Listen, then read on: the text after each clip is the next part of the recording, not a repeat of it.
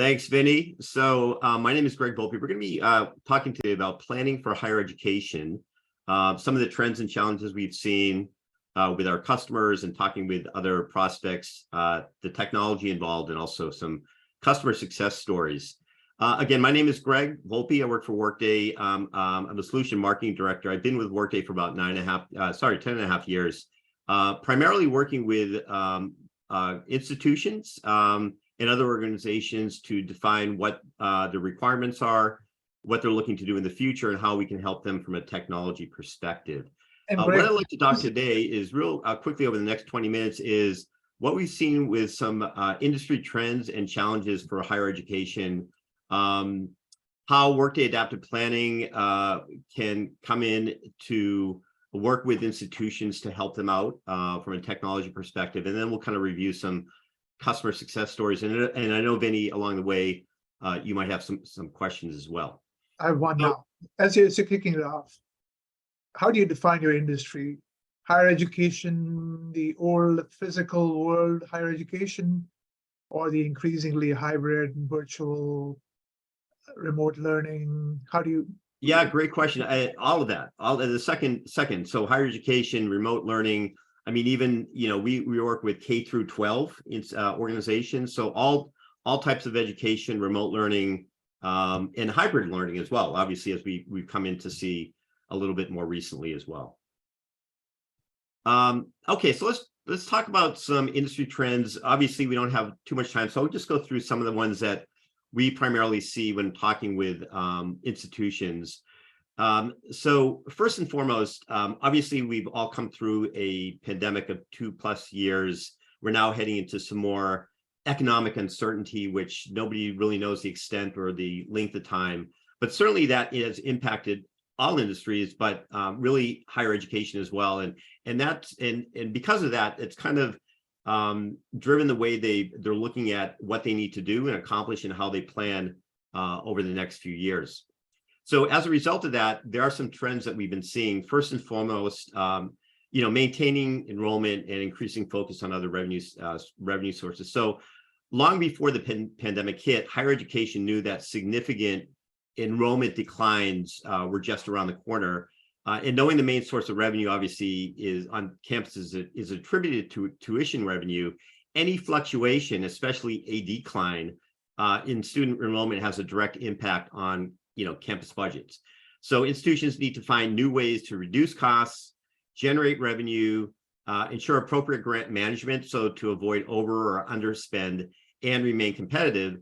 So what we've seen, the reality is that some schools are adding new programs, academic programs, eliminating underperforming programs. We'll talk about that program profitability as we talked about some planning trends, offering free tuition and incentives, expanding recruitment efforts, and focusing on retention rates, consolidating campuses, and or partnering with businesses or other institutions in their region. And unfortunately, others are being forced to close their doors. But as a result, there is a critical need to plan and forecast more accurately these potential fluctuations due to current market conditions. And we'll talk a little bit more about that, but that drives a lot of what higher education institutions are focusing on. One of the other trends is obviously financial cost management. So because of all of this and the enrollment issues and the fluctuations in enrollment and the uncertainty of enrollment levels, there's more demand for financial cost cutting or enhanced financial cost management. There's a need to maximize margin per student more than ever. And this also includes the need to understand cost per academic program, or what we refer to as program viability. And for example, how faculty allocations impact how cost is spread across departments and other functional areas within an institution. So the bottom line for most institutions is that they are facing rising costs, shifts in enrollment, and adjustments to state funding. So, lots of effort now by institutions to drive more deeply into that, gain more insight into their cost across the institution.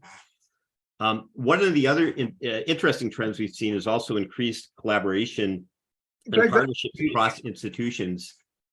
Greg, that must be just severe pressure on costs, right? Because there's so much consolidation going on, Student loans are under pressure. Yep. Foreign students are under pressure, are Yep. declining. Yeah, absolutely. I mean, tremendous cost pressure, as you would suspect. State funding decreases as budget shifts for different states during these times. So lots of cost management, and how do they do that, and how do they shift costs across different functional areas and funds and activities and programs is a huge effort right now with many institutions. But somehow some institutions are interestingly taking a real creative way of gaining more efficiencies and costs and processes. And this is a whole issue around different business models. So we've also seen an acceleration of new business models since the emergence of the pandemic, including more collaboration and partnerships across institutions supporting a more shared service model. And this is to, eliminate duplication and share data and processes, making it easier for students transfers and take other courses at other institutions. But essentially, it's really all about streamlining costs and shared decision making. So we've seen a new nonprofit in New Mexico called Chess, that is a collaboration of 5 institutions within the region to have more of a shared service model across these institutions. So we expect to see that a lot more in other states and regions as we move along. And the shared service is back office. Back office, correct? Yeah, all that type of, and it makes sense too, right? I mean, it just in terms of shifting cost, in terms of sharing costs, and because a lot of those activities are similar across institutions. Is it getting into R&D and other areas too, or is it mostly still? A little bit. I think there's probably some from a process standpoint of getting into R&D, but I think that's still kind of separate by institution, or what we've seen so far. And that's a good point though. It's probably going to move in that direction over the next year or two, if they see that these collaborations are successful in streamlining costs and processes. The final one education trend I want to talk about is, and one of the things that we'll highlight a little bit further on, is digital acceleration and momentum to the cloud. What has become abundantly clear is that legacy systems, and it could be the planning system, it could be an ERP, it could be a grant management or a project management system, with deep customization and continuous costs, are no longer an option for institutions. Higher education needs to be more agile, more flexible, more strategic in their decision making, like any industry, any organization in any industry. But we talk to multiple institutions, Vinnie, all the time that are still on spreadsheets, and those no longer just are workable for many institutions. So we'll talk about that a little bit further on, but definitely we do see a shift now to more acceleration to a more modern, not only modern planning solution, but also modern solutions across the board, specifically in the cloud, and all the benefits that the cloud can offer any organization. So as a result of this, just kind of from a general trend perspective now, kind of just deep diving real quickly into some planning trends or budgeting trends that we see. Things like continuous planning and forecasting. So no longer many of the leading institutions kind of just relying on an annual budget or operating budget. They're moving more toward more frequent forecasting throughout the year, rolling forecasts to get more up-to-date information so that they can make more strategic decisions based on different market volatility that's happening all the time. Institution-wide planning, I'm just going to talk a little bit further about this a little bit later on as well, but kind of what we mean by institution-wide planning is really kind of collaborating across the institution, bringing all the functional areas into a unified environment for planning so that everyone is aligned with the institution goals and strategic outlook. And we'll talk about what that means in a minute, but that's a new trend. Scenario analytics, probably one of the most critical trends we've seen. The ability for institutions now to do very quick what-if analysis. What happens if enrollment increases or declines some more? What if we shift to more of an online education process? What if we delay a project? What if our enrollment impacts dining and housing revenue? A lot more institutions running scenario analysis. In fact, at Workday during the pandemic, we saw that all industries, including higher education, generated 30 times more what if scenarios than they did pre-pandemic. And we see that trend continuing as we move into this current time of economic uncertainty. Richer insights, we see more institutions moving toward more dashboarding, even some machine learning type of capabilities. We talked about deeper enrollment and tuition planning. So many institutions today kind of have separate enrollment models, and we see many institutions now kind of unifying that model in with the rest of their planning applications and models. So to get a deeper understanding so that everybody knows what the enrollment is, how the shifts in enrollment, what's happening with different cohorts of students as they come in or leave the institution. Detailed people planning, faculty, adjunct staff planning, administration planning. This is the highest cost, Vinnie, for most institutions: compensation, other related benefits, taxes. And higher education, because of their legacy systems, typically historically didn't have a deep understanding of all the costs, even by individual or department or other academic areas. So more and more so, they're now leaning toward more detail or understanding of their people planning costs and how faculty can be allocated across different funds or programs or departments to get more efficiencies. Academic program analysis kind of feeds into this, where this is really where a lot of educations are trying to get to.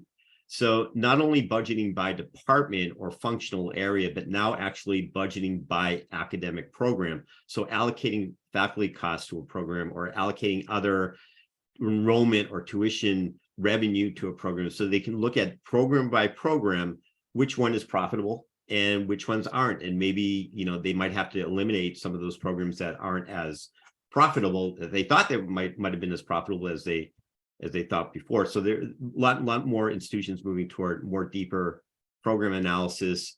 Responsibility center management, or what is referred to as RCM. So this is the decentralization of planning within an institution. So making academic areas more responsible for planning for enrollment and tuition, as well as related costs.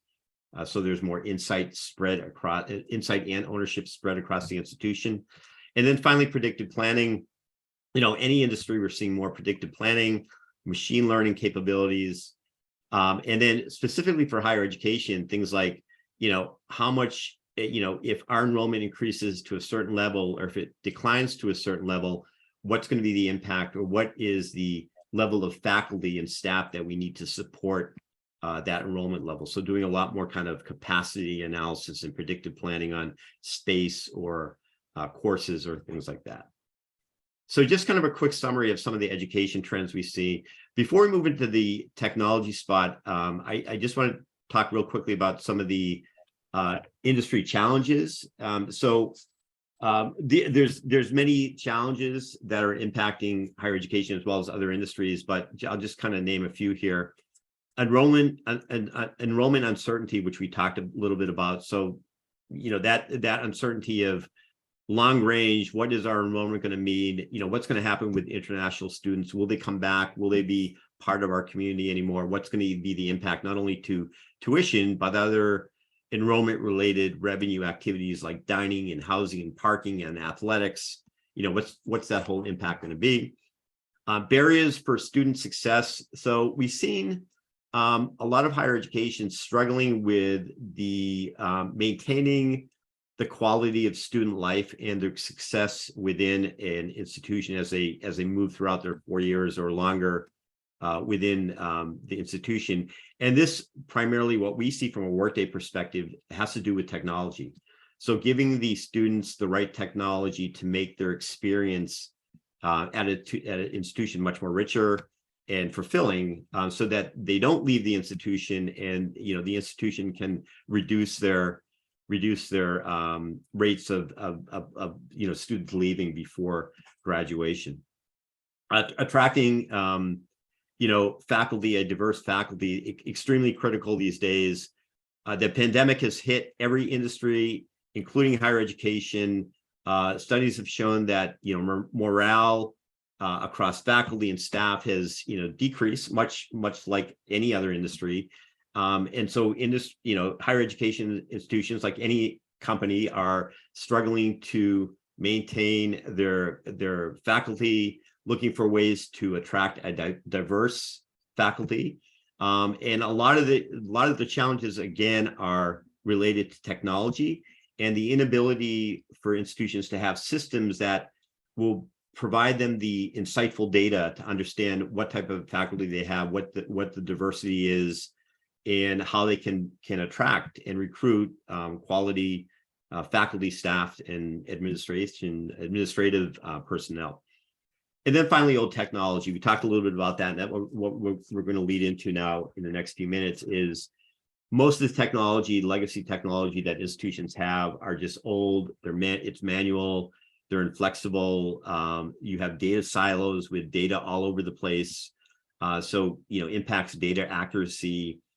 They're not flexible. They don't provide insight, and they don't support performance and sometimes the scalability that institutions need as they add more dimensions into their models, as they add more data into their models. So old technology is another thing that we see, and primarily we are focused on at Workday in terms of helping institutions migrate from their legacy systems over into a more modern architecture. And from my perspective, it's more of a planning solution. Workday Adaptive Planning really supports all the things that institutions, any organization needs to do, specifically in the times that we're facing now of economic uncertainty. So the ability to support continuous planning pretty easily, meaning, again, the ability to allow institutions to forecast much more frequently as they get updated year-to-date data, actuals, so that they can kind of make better decisions more frequently throughout the year. Supporting institution-wide planning, we talked about that. So really, again, kind of engaging all functional areas, academic, IT, auxiliary, admissions, HR, whatever it might be, facilities, into the planning process, and really providing them with the tools to robustly model and report and analyze what they need to for their area. But also keeping everybody aligned with the mission of the institution, the strategic direction of the institution. So we see all that with Workday Adaptive Planning, and most importantly, I think, is ease of use.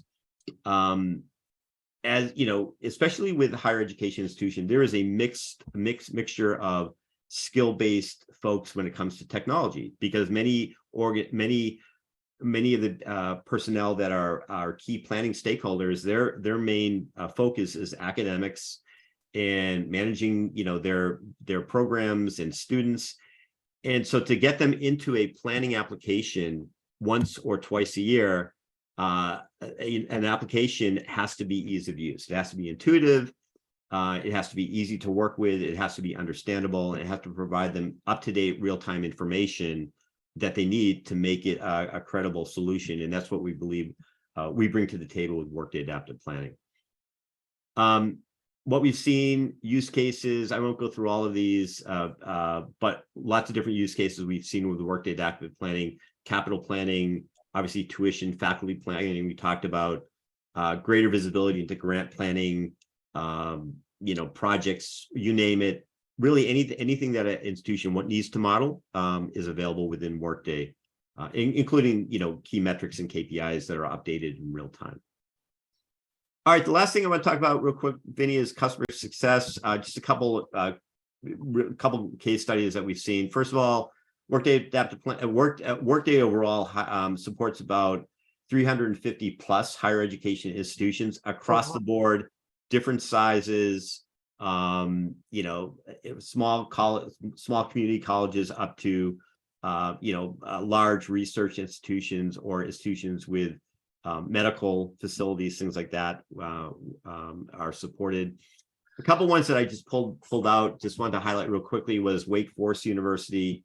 I actually had the I was fortunate to co-speak at our recent user conference with the AVP of their finance team, and talked about better insights into staff planning, automation. They now have a single source of truth. They're able to do much more what-ifing during the pandemic and now post-pandemic. So lots of good stories there. And then finally, University of Virginia. This was interesting. And one of the things I'll just highlight real quickly is not only they using dashboards and visualization a lot more to deep dive into their data, but also they've now kind of decentralized a lot of the decision making across their schools and departments. So that's really decentralizing of the planning, which we've seen as a trend, but also much more institution-wide planning across the institution. So I think that was all I wanted to talk about today, Vinnie. I guess I'll just pause to see if there are any questions that you might have additionally. No, I'm impressed. You have 350 industry customers. Yeah, that's quite a bit. Yeah, which includes a broad array of customers that might only own Workday Adaptive Planning as a standalone solution, which many do, and also ones that are working with other applications that Workday offers, like Workday Financial Management, which is as well as which deals with the transactional information, as well as Workday Human Capital Management, which is more geared toward managing the whole HR and human workforce, as well as students. So we have an application that manages the student life and quality and what they need to do while they're proceeding through their 4 years of education. Greg, I didn't hear you. You may have mentioned. I didn't hear much about Prism.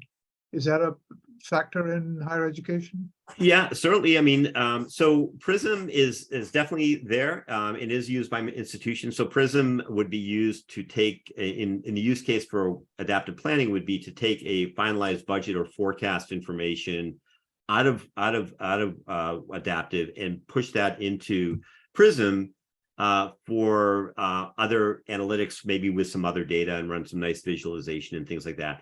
Prism can be used, and we see that a lot with many institutions, but also if an institution does not own Prism, Workday Adaptive Planning itself has pretty robust dashboarding and visualization analytics that higher education institutions can leverage if they need to. Very good. Thank you. Thank you, Vinnie.